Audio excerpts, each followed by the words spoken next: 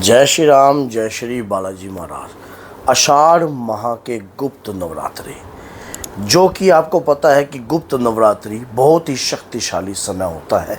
ऐसा पावरफुल समय होता है, ऊर्जावान समय होता है जब आप अपने इष्ट की आराधना करते हैं। माना जाता है, बहुत सारे भक्तों को तो यही पता है कि गुप्त नवरात्रि में 10 महाविद्याओं की ही पूजा होती है, लेकिन ऐसा नहीं है।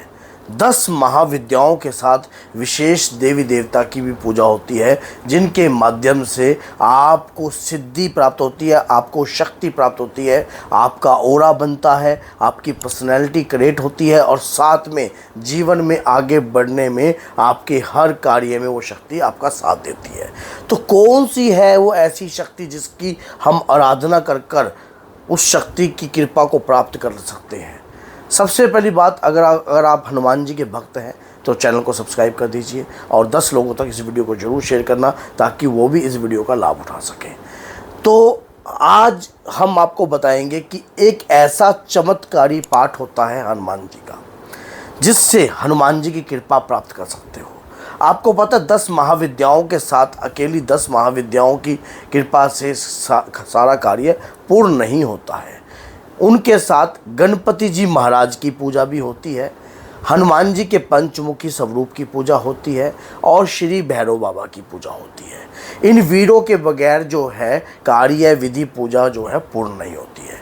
अब 10 महाविद्याओं के साथ साथ जब ऐसा समय चल रहा होता है, जब वातावरण में ऊर्जा समाई हुई है, तो उस समय पर हम अपने इष्ट, अपने आराध्य की एक दिव्य पाठ में आज आपको बताऊंगा, वो जागृत कर लो, ताकि भविष्य में आपके ऊपर कोई भी वार करने की ना सोच पाए, आपके परिवार को बर्बाद करने के लिए ना सोच पाए, आपके घर को कबाड़ा करने के लिए ना सोच पाए, या आपके कारोबार में बंधन ना डाल पाए।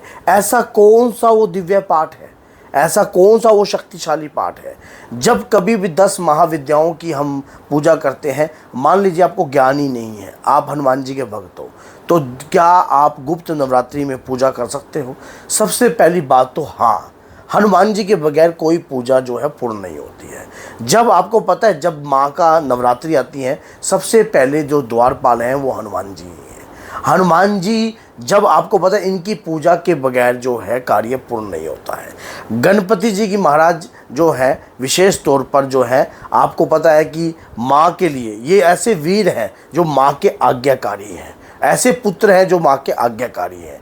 गणपति जी महाराज के बारे में आप जानते हो, आपको पता ही है, प्रथम पूजनीय है।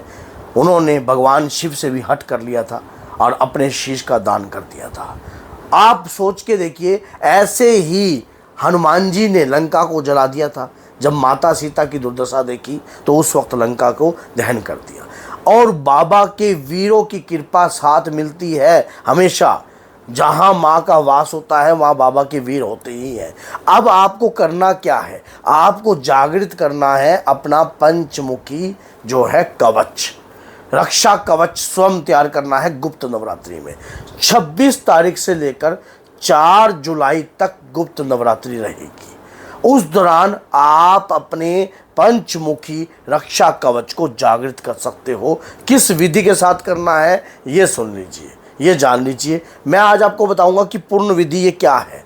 आपको हनुमान जी के पंचमुखी स्वरूप को जागृत करने के लिए क्या क्या सामग्री लेनी पड़ेगी? आपको लेनी पड़ेगी नवग्रह लकड़ी लेनी पड़ेगी, शमी की लकड़ी लेनी पड़ेगी, और जो है बबूल के थोड़ा सा छाल लेनी पड़ेगी, बबूल की छाल, समझ गए? बबूल का वृक्ष होता है, उसकी थोड़ी सी छाल ले लीजिए, और शीशम के वृक्ष की भी थोड़ी सी छाल ले लीजिए। उस दौरान जो है पंचमेवा ले लीजिए। इन जो वृक्षों की छाल ली है, इनका थोड़ा सा चूड़ा बना लो तो ज़्यादा बढ़िया है।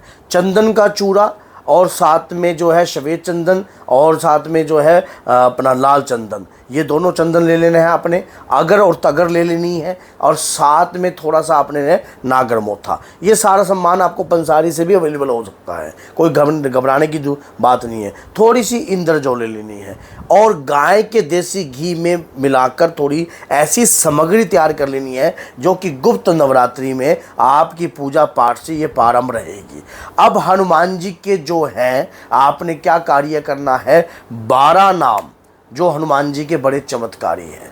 सुबह की पूजा जो आप जोत के आगे करोगे, अखंड जोत जो लगाओगे आप हनुमान जी की, अगर पंचमुखी की कवच की साधना कर रहे हो या कवच पढ़ रहे हो, तो उस दौरान तेल की जोत लगेगी, तेल की जोत लगेगी, सरसों के तेल की। आप उस दौरान जो है हनुमान जी के पंचमुखी स्वरूप का आप ध्यान कीजिए और उस पहले कवच का पाठ कीजिए। उसके बाद जो है हनुमान जी के 12 नाम, हनुमान जी के 12 नामों से लगातार जो है रात्रि के समय, जैसा कि गुप्त नवरात्रि, तो ये रात्रि में ये कार्य प्रारंभ होता है, दिन में नहीं। दिन में तो आपने हनुमान कवच का पाठ जो है 2 बार 3 बार 4 बार जितना भी पढ़ोगे लाभकारी है, लेकिन हवन से पहले अगर हनुमान जी का पंचमुखी कवच एक बार जरूर पढ़ना है। उसके बाद 12 नामों से लगातार जो है हनुमान जी के आप जो है हवन कीजिए। थोड़ा थोड़ा गाय का उपला लेकर, गाय का उपला ले लीजिए, उस उपले को तोड़ लीजिए। तोड़ने के बाद जो है उसमें गाय का घी डालिए, थोड़ा सा गुड़ डालिए और थोड़ा सा भीमसेन कपूर डालिए, उसे प्रज्वलित कर दीजिए। उसके बाद जो है आप ये जो इस प्रकार से आप हनुमान जी के ओम सीता शोक विनाशकम स्वाहा, समझ गए, ओम फाल्गुसकम स्वाहा, तो इस प्रकार से आप 12 नामों से हवन कीजिए। ये जो समय है ऊर्जावान है, कृपावान है। आपके घर में सकारात्मकता का भाव आ जाएगा, आपके घर में हनुमान जी के पंचमुखी रूप की कृपा होगी। अगर आप माँ की आराधना भी करते हो, सबसे पहले हनुमान जी ही द्वारपाल बनते हैं, ये बात याद रख लेना। गणपति जी महाराज का आह्वान करना, अपने गुरुदेव का आह्वान करना, अपने गुरुदेव के नाम की माला का जाप करना, अगर कोई गुरु मंत्र है तो उससे अपना रक्षा कवच स्थापित करना, समझ गए। तो उस दौरान जो है आप ये सरल पूजा है, इससे कोई नुकसान नहीं है, किसी भी प्रकार का आपके कुटुंब के ऊपर कोई भारीपन नहीं है, आपके ऊपर भी कोई भारीपन नहीं आएगा। और उस दौरान जो है ये जो 12 नाम जो है आपके नवरात्रि के अंदर सिद्ध हो जाएंगे और पंचमुखी रक्षा कवच आपके ऊपर काम करेगा हनुमान जी का। याद रखना, हनुमान जी का पंचमुखी रक्षा कवच आपके ऊपर काम करेगा, क्योंकि आपने उस पाठ को गुप्त नवरात्रि में उठाया है। और गुप्त नवरात्रि में उठाई हुई पूजा, गुप्त नवरात्रि के अंदर करी हुई क्रिया हमेशा ही लाभकारी होती है। ये जो पूजा पाठ आप कर रहे हो ना, इसे जब आप करना प्रारंभ करोगे तो ज़्यादा रोला रप्पा नहीं बचाना है, ज़्यादा किसी लोगों को नहीं बताना है कि आप कोई अनुष्ठान कर रहे हो, विशेष तौर पर अनुष्ठान कर रहे हो। आप सिर्फ अपना चुपचाप कीजिए और उसके बाद इन 12 नामों को कंटिन्यू अपने जीवन से कभी अलग मत होने देना, अपने जीवन से कभी अलग मत होने देना। जब जब आपके मुख से ये 12 नाम चलेंगे, उसके बाद आगे अश्विन माह की नवरात्रि आएगी, तब भी आप पूजा प्रारंभ रखिए, 12 नाम चालू रखिए अपने और ऐसा ही पूजा पाठ कीजिए। फिर उसके बाद जो है माघ की नवरात्रि आएगी, फिर गुप्त नवरात्रि, फिर चैत्र मास की आएगी। तो इसके दौरान जो है इस प्रकार से जब आप पूजा करते रहोगे ना, तो आपके जीवन जो है ऐसा बहुमूल्य बन जाएगा जिसकी आप कल्पना भी नहीं कर पाओगे। ये एक ऐसी गुप्त रूप की रहस्यमय पूजा है जो कि आम आदमी के हाथ में नहीं है। समय जो है वो ऊर्जावान है।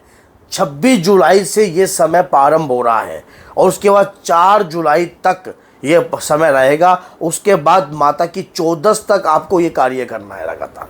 आपने 4 जुलाई तक नहीं रखना है, जब माता की 14 आएगी याद रखना, तो उसके दौरान तक भी आप पूजा प्रारंभ रखिए। जोत को विराम 4 जुलाई को दे दीजिए। तो अगर वीडियो अच्छी लगी है तो लाइक कीजिए, चैनल को सब्सक्राइब कीजिए और 10 लोगों तक जरूर शेयर कीजिए। जय सीताराम, जय माता दी।